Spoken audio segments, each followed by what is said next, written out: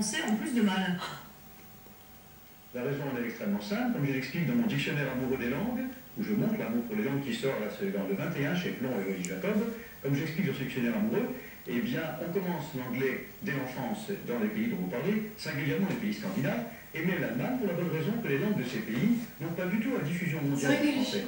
Le français étant une langue de diffusion mondiale qui vient en second après l'anglais en degré de diffusion, pas en volume de locuteurs. Eh bien, il est évident qu'il y a une moins grande motivation pour apprendre l'anglais, et je comprends parfaitement cela, je ne vois pas pourquoi on devrait s'épuiser en effort pour apprendre l'anglais quand on parle d'une langue qui a une vocation internationale comme le français.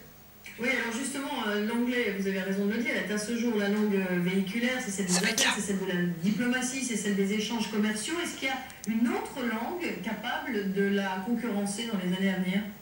Ben, le français lui-même, évidemment. Je viens de vous dire à l'instant qu'en degré, si on prend le nombre de pays, de continents où on parle des langues, le français, qui n'est pas aussitôt après l'anglais, puisque le chinois, l'arabe le devance en nombre de gens, en volume de gens, mais si on prend comme le degré de diffusion, le français vient aussitôt après l'anglais, c'est évidemment le français qui a la vocation d'être à côté de l'anglais, loin derrière lui, il est vrai pour le moment, mais tout peut changer. La langue à vocation internationale est plus importante. Par conséquent, pourquoi les Français francophones devraient-ils faire comme s'ils parlaient, de même que les Scandinaves et les Allemands, une langue qui est connue à l'intérieur de ces frontières? Et bien, en tout cas, c'est une très bonne nouvelle pour l'avenir du français. Merci beaucoup, Claude Agege, d'avoir répondu à la question du vendredi.